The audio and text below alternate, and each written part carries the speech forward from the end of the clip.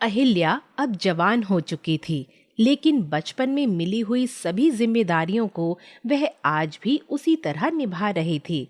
बचपन में ही माता पिता के गुजर जाने के बाद अहिल्या अपनी दादी के साथ रहती थी और 12 साल की उम्र से ही वह अपनी दादी के साथ सब्जी बेचने का काम किया करती थी। समय के साथ साथ सब कुछ बदल जाता है। उसकी दादी अब काफी बूढ़ी हो चुकी थी और अहिल्या अब गली गली सब्जी बेचने के लिए जाया करती थी।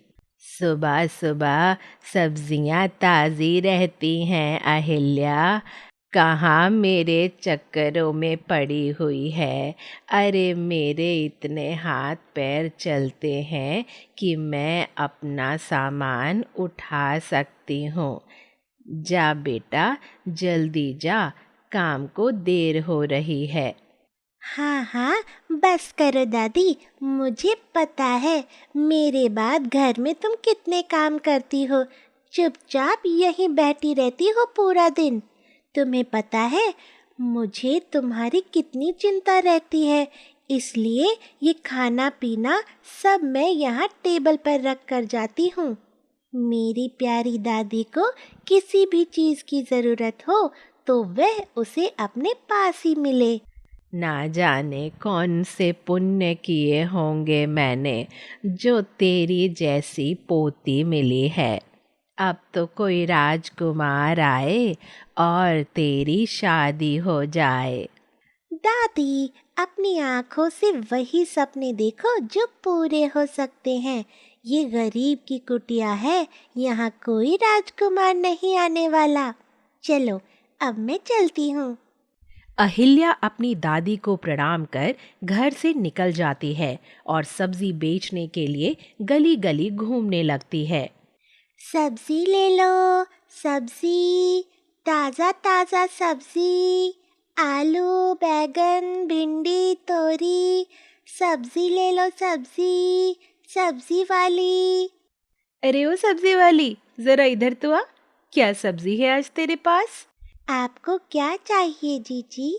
मेरे पास तो आलू, बैगन, भिंडी, तोरी, हरा धनिया सब कुछ है।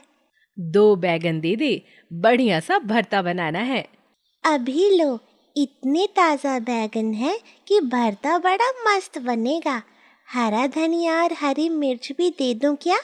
बगैर हरे धनिया और मिर्च की तो भरता बनने से रहा। ला, 10 रुपए का वो भी दे दे। अहिल्या उस औरत को सब्जी दे अगली गली में जाकर आवाज लगाने लगती है। सब्जी ले लो, सब्जी, ताज़ा ताज़ा सब्जी। अरे ओ सब्जी वाली, जरा 1 किलो भिंडी तो तोल दे। और देख, भिंडी कच्ची होनी चाहिए। भाई साहब, कोई भी भिंडी उठाकर देख लो, बिल्कुल ताज़ी मिलेगी। हाँ हाँ ठीक है, 1 किलो आलू भी तोल दो।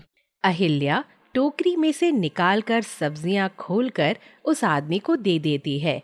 तभी वहां पर 3-4 औरत और आ जाती हैं और वह सबको सब्जियां देने लगती है। सब्जी वाली, आज बड़ी देर से आई है तू। मैं कब से तेरा इंतजार कर रही थी। घर में मेहमान आने वाले हैं और आलू तक नहीं है घर में। ऐसा कर, जल्दी से 1 किलो आलू, हरा धनिया, हरी मिर्च और 1 किलो बैगन भी तोल दे। अरे जीजी, बैगन तो एक ही बचा है, आप कहो तो दे दूं? ना ना, रहने दे। तेरे एक बैगन से मेरे इतने बड़े कुनबे का भोजन नहीं बन पाएगा। औरत सब्जी लेकर घर के अंदर चली जाती है और पैसे लाकर अहिल्या को दे देती है। अहिल्या अपनी चुन्नी के कोने को खोलकर उसमें पैसे बांध लेती है और चलते चलते जब वह काफी थक जाती है तो एक मंदिर के बाहर बैठ जाती है। चलो, भगवान का शुक्र है, आज सारी सब्जियां हाथों हाथ निकल गईं। अब ये एक बैगन बचा है। मैंने सुबह ही एक बैगन की सब्जी बनाई है। अब तो मन भी नहीं कर रहा। ऐसा करती हूँ, यहाँ मंदिर में रख देती हूँ। पुजारी के काम आ जाएगा या वो किसी और को दे देंगे। यह सोचकर अहिल्या बैगन को लेकर मंदिर में भगवान शिवलिंग के पास रख देती है। तभी उसे आवाज सुनाई देती है। भगवान के दर्शन हो गए मुझे तो। क्या ओहो भाग्य पाए हैं मैंने। धरती पर आने के बाद कभी सोचा न था कि इस तरह मंदिर में आकर भगवान के दर्शन करने को मिलेंगे। अहिल्या, तुमने तो मेरा मन खुश कर दिया। मांगो तो सही, क्या चाहिए? हे भगवान, ये मैं क्या देख सुन रही हूँ। सब्जियाँ भी कभी बोलती हैं। जरूर बैगन के अंदर कोई भूत होगा। नहीं नहीं नादान लड़की, मैं तो ये जादुई बैगन बोल रहा हूँ। मैं एक जादुई बैगन हूँ और आज तुम्हारी वजह से मैं आज मंदिर में भगवान के दर्शन कर पाया हूँ। मैं सब काम कर सकता हूँ। मुझे उठा लो अहिल्या, अपने घर ले चलो। आज के बाद मैं तुम्हारे साथ रहूँगा। तुम्हें जिस भी चीज की जरूरत हो मुझे बताना। तभी अहिल्या देखती है कि एक बूढ़ी औरत मंदिर में आती है और भगवान के आगे हाथ जोड़कर रोने लगती है। कितना तिरस्कार करवाएगा भोलेनाथ। 2 दिन से भूखे घूम रही हूँ।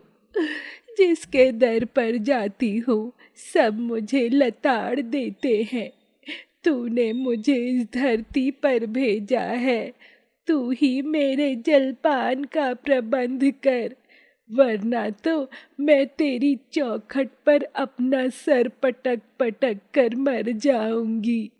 ऐसा तो ना कहो बूढ़ी माँ। भगवान के दर पर आकर भी इतना अविश्वास। दुनिया जहाँ से ठोकर मिल सकती है, लेकिन यहाँ भगवान के दर से नहीं। लगता है ये बूढ़ी अम्मा काफी दुखी है।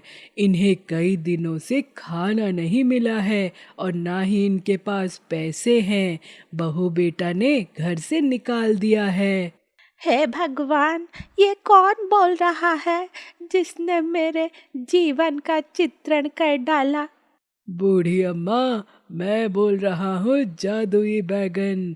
अब तेरे सारे दुख के दिन बीत गए हैं। अब तू अपनी उस झोपड़ी में चली जा जहाँ तेरा बेटा बहू ने तुझे रहने के लिए दी है, और शाम को चमत्कार देख। फिलहाल तो तू पेट भर कर खाना खा। तू बहुत कमजोर लग रही है। देखते ही देखते वहां एक भोजन की थाली आ जाती है जिसमें दाल, चावल, रोटी, सब्जी, दही और मीठा भी था। अहिल्या तो हैरान थी।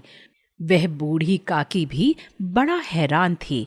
वह भोजन करने लगी और अहिल्या और जादुई बैगन को आशीर्वाद देकर वहां से चली जाती है। जादुई बैगन के कहने पर अहिल्या उसे अपने साथ घर ले आती है। उधर शाम को बूढ़ी काकी की झोपड़ी में, हे भगवान, ये मेरा छोटा सा बक्सा इतना चमक क्यों रहा है? वह डर कर जैसे ही अपने उस छोटे से बक्से को खोलती है, हैरान हो जाती है। वह सोने से भरा हुआ था। तभी झोपड़ी में निकलती हुई रोशनी को देखकर उसके बेटे और बहू वहां आते हैं और बुढ़िया को सोने के साथ देखकर उसके पैर पकड़ लेते हैं। अरे माई, मुझे माफ कर दे। चल यहाँ झोपड़ी से, अब तुझे यहाँ रहने की जरूरत नहीं है। तू अब हमारे साथ रह। हाँ माई, हमारे साथ रह। हम जो आज तेरे साथ कर रहे हैं वही कल हमारी औलाद हमारे साथ करेगी। अगर तुम सच में पश्चाताप से चलकर यहाँ आए हो तो मैं तुम्हारे साथ चलती हूँ।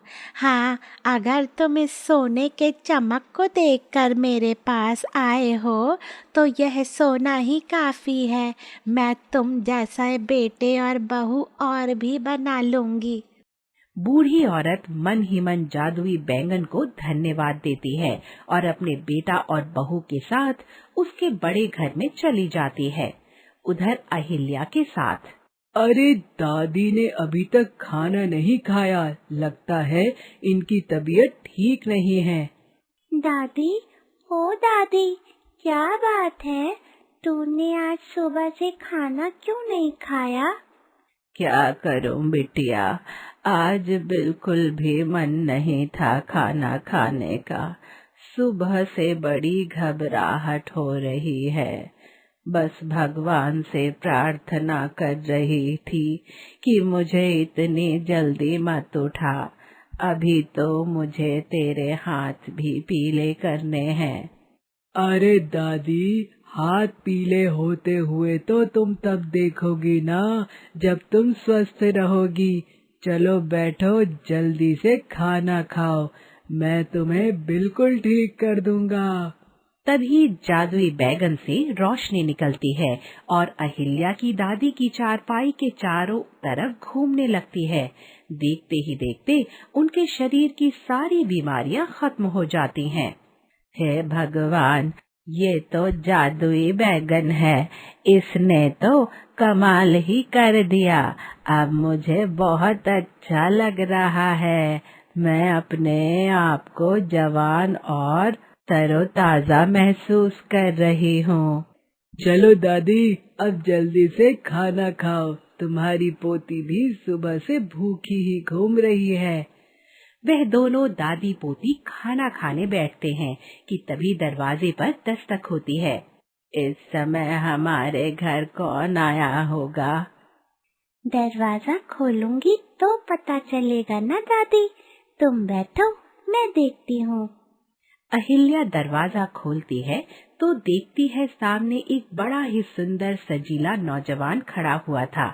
मेरा नाम प्रकाश है, क्या मुझे पीने के लिए पानी मिल जाएगा? आ जाओ प्रकाश, आ जाओ, मैं तुम्हारा ही इंतजार कर रहा था। अरे तुमने तो मेरी बात का बुरा ही मान लिया था। तुम्हें पता है मैं तुम्हें कहाँ कहाँ ढूंढ रहा था, और एक तुम हो जो यहाँ बैठे हो। जादुई बैगन और प्रकाश को बातें करता हुआ देखकर अहिल्या और उसकी दादी हैरानी से दोनों की तरफ देख रही थीं कि तभी प्रकाश दौड़ कर आता है और बैगन को उठाकर गले से लगा लेता है। तो मैं क्या करता, घर छोड़कर ना आता तो? तुमने उस दिन कहा कि अगर तुम कोई मेरे लिए लड़की ढूंढ सकते हो तो ढूंढो, तो मैंने तुम्हारे लिए एक अच्छी और सच्ची और सुलझी हुई लड़की देख ली है। अरे तुम दोनों तो लगता है एक दूसरे को जानते हो। आपस में क्या खिचड़ी पका रहे हो, जरा हमें भी तो बताओ। ये प्रकाश है, मैं इसी के पास ही रहता हूँ। हम बहुत पुराने दोस्त हैं। प्रकाश के माता पिता चाहते हैं कि उसकी शादी एक बड़ी ही समझदार लड़की के साथ हो जाए, लेकिन वे ऐसी लड़की ढूंढ नहीं पा रहे थे। मैंने प्रकाश से कहा, तुम अपने लिए खुद एक लड़की ढूंढ लो। तब इसने गुस्से में कहा कि अगर तुम्हें ढूंढनी है तो ढूंढ लो। फिर मैं गुस्से में वहाँ से गायब हो गया और अहिल्या के पास आ गया। अहिल्या एक बहुत ही प्यारी लड़की है और प्रकाश, मैंने तुम्हारे लिए अहिल्या को पसंद किया है। ये सुनकर अहिल्या शर्मा जाती है। प्रकाश अहिल्या को ध्यान से देखता है तो वह अहिल्या को अपना दिल दे बैठता है। दादी माँ, अगर आपकी इजाज़त हो तो क्या मैं अपने माता पिता को यहाँ बुला सकता हूँ? वह दोनों आपसे मेरी शादी की बात कर लेंगे। मेरी अहिल्या की तो किस्मत जाग गई। हाँ हाँ बेटा, क्यों नहीं, मैं भी अपनी पोती का विवाह करना चाहती हूँ। प्रकाश अहिल्या से पूछता है और अहिल्या भी हाँ बोल देती है। फिर प्रकाश वहाँ से चला जाता है और जादुई बैगन अहिल्या के घर को बड़ा सुंदर बना देता है। उसके पास सुंदर सुंदर कपड़े रख देता है। अब तो तुम भी राजकुमारी दिखाई दे रही हो अहिल्या। ये सब कुछ तुम्हारी वजह से ही तो हो रहा है। अगले दिन प्रकाश अपने माता पिता को लेकर आता है और कुछ दिनों बाद प्रकाश और अहिल्या की धूमधाम से शादी हो जाती है और प्रकाश दादी को भी अपने साथ ले जाता है।